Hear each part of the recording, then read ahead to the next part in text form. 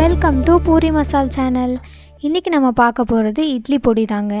இட்லி பொடிக்கு தேவையான எல்லா இன்க்ரீடியன்ட்ஸுமே நான் அதோட பிக்சர் அதோட குவான்டிட்டியோடு சேர்த்தே நான் உங்களுக்கு கொடுத்துருக்கேங்க. ஏதாச்சும் டவுட்ஸ் இருந்துச்சுன்னா இதை ரெஃபர் பண்ணி பார்த்துக்கோங்க. நான் போன வீடியோவில் சொன்ன மாதிரியே நாங்கள் ஆல்ரெடி காய வச்சு எடுத்துருக்க கருவேப்பிலை தான் எடுத்திருக்கோம். ஒரு பெரிய வடச்சட்டியில் எடுத்து வச்சுருக்க கருப்பு உளுந்து போட்டு நல்லா செவக்க வறுத்து எடுத்துக்கோங்க. நல்லா வறுக்கணுங்க. மெயினாக நான் முன்னாடி ரசப்பொடிக்கு என்ன சொன்னனோ அதே தான் இட்லி பொடிக்கும். எந்த இன்க்ரீடியன்ஸுமே கருகக்கூடாது.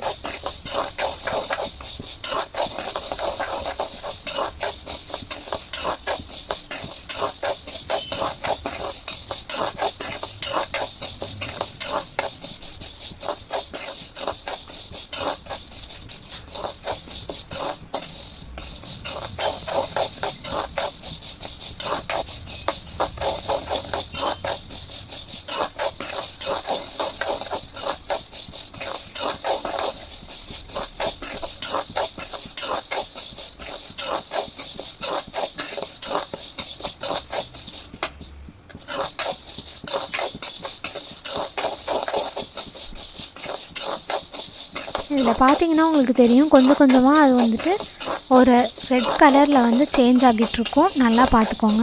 இந்த ஸ்டேஜ் வர வரைக்கும் நீங்கள் நல்லா வறுக்கணும்.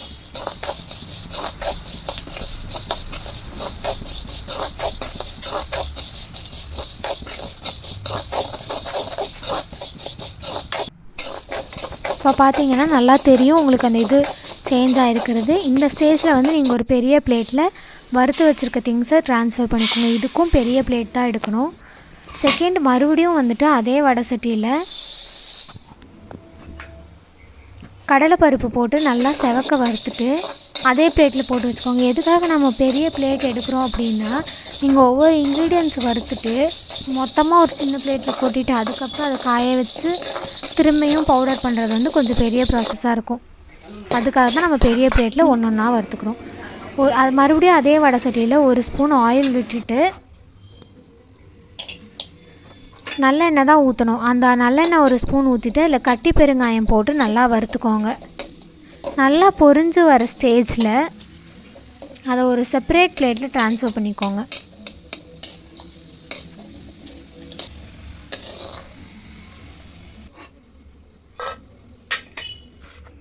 அதே வடைச்சட்டியில் வரமிளகாயை போட்டு லைட்டாக மிளகா ஸ்மெல் வர வரைக்கும் வறுத்துக்கோங்க.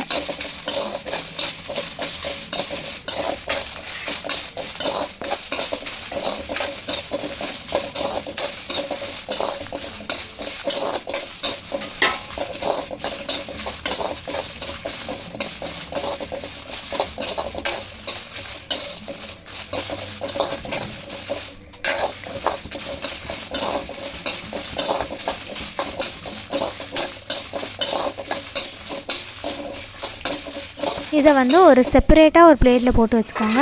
ஆயில் போட்டு வறுக்கிறத தனியாக வைக்கணும், ட்ரை இன்க்ரீடியன்ட்ஸ் எல்லாத்தையும் தனியாக வைக்கணும். இப்போது ஒரு இடிக்கல்லில் பூண்டு போட்டுட்டு நல்லா தட்டி எடுத்துக்கோங்க.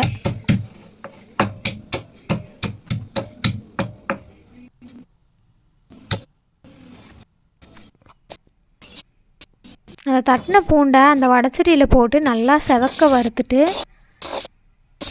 ஒரு பிளேட்டில் போட்டுக்கோங்க.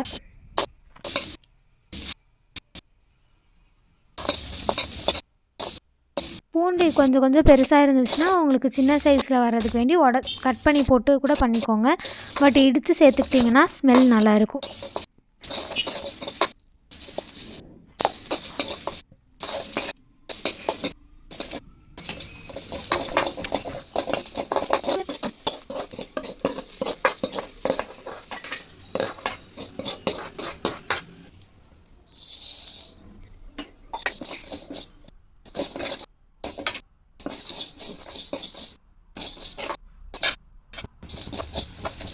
இது ஒரு பிளேட்டில் ட்ரான்ஸ்ஃபர் பண்ணி வச்சுக்கோங்க. நெக்ஸ்ட்டு வந்து அதே வடை சட்டியில் எள்ளு போட்டு நல்லா வறுத்துக்கோங்க. இது வந்துட்டு நல்லா ஓரளவுக்கு வெடிக்கிற ஸ்டேஜ் வர்ற வரைக்கும் நல்லா வறுத்துட்டே இருங்க. வெடிக்கிற ஸ்டேஜ் வந்தக்கப்புறமா அதை வந்துட்டு பிளேட்டில் ட்ரான்ஸ்ஃபர் பண்ணிக்கோங்க.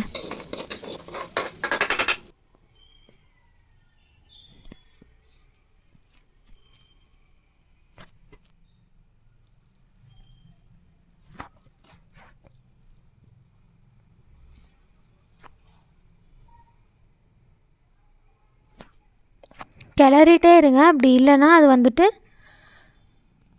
அடிப்பிடிக்க ஆரம்பிச்சிரும். பிளேட்டில் ட்ரான்ஸ்ஃபர் பண்ணக்கப்புறமா அதே வடை சட்டியில் கருவேப்பிலை, காஞ்ச கருவேப்பிலை நாங்கள் போட்டிருக்கோம். காஞ்ச கருவேப்பிலை போடுறதுனால நாங்கள் கொஞ்ச நேரம் அதோடய ஸ்மெல் வர வரைக்கும் மட்டும் வறுத்து எடுத்துக்கோங்க. இது எதுக்காக நாங்கள் ஆல்ரெடி முன்னாடி சொன்ன வீடியோலேயே நான் சொல்லியிருப்பேன்.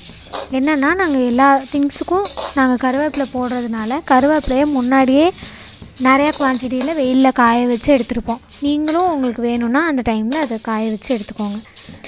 வறுத்ததுக்கப்புறமா அதையும் அந்த பிளேட்டில் ட்ரான்ஸ்ஃபர் பண்ணிவிட்டு அதை கொஞ்சம் நேரம் ஆற விட்டுருங்க. ஆற விட்டக்கப்புறமா இந்த எல்லா இன்க்ரீடியன்ஸுமே மிக்சியில் போட்டுட்டு மிக்சர் கிரைண்டர் ஒரு மிக்சி எதுலையாச்சும் ஒன்றில் போட்டுட்டு நீங்கள் வந்து அரைச்சி எடுத்துக்கோங்க.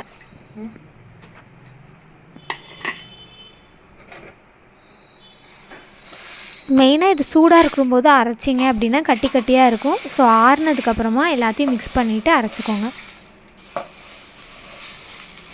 நாங்கள் சின்ன கம்மியான குவான்டிட்டி எங்கள் வீட்டுக்கு மட்டும் ஒரு 3 monthsக்கு தேவையான அளவுக்கு நாங்கள் அரைச்சிக்கிறதுனால வீட்லேயே அரைச்சிட்றோம். நீங்கள் நிறையா குவான்டிட்டியில் செய்கிறீங்க அப்படின்னா நீங்கள் கடைக்கு எடுத்துகிட்டு போய் அரைச்சிக்கோங்க.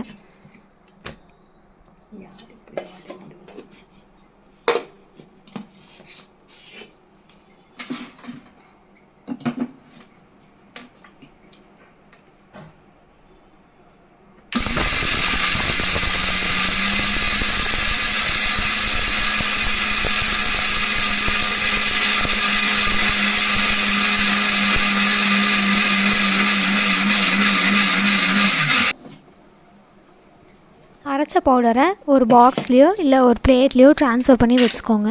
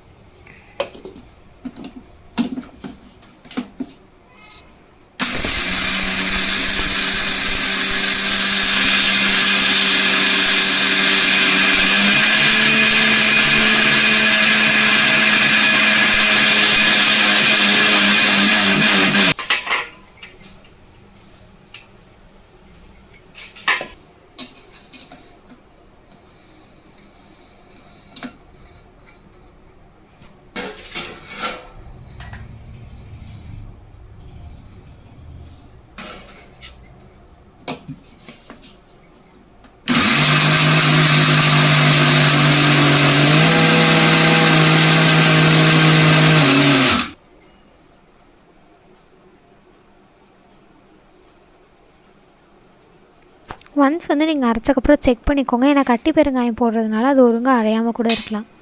அரையாமல் இருந்துச்சுன்னா அது தனியாக எடுத்து வச்சுட்டு அதை வந்து திரும்பியும் போட்டு அரைச்சிக்கோங்க.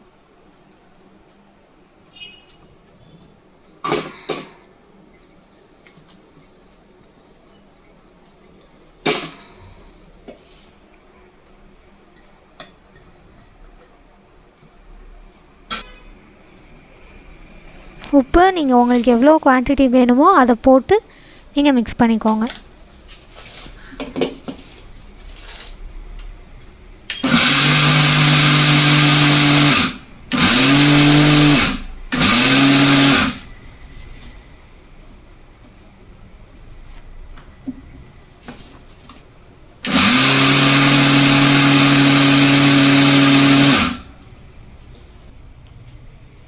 இந்த அரைச்ச பவுடரை ஆற வச்சு ஒரு ஏர்டைட் கண்டெய்னரில் போட்டு வச்சுக்கிட்டிங்கன்னா சுவையான இட்லி பொடி ரெடி.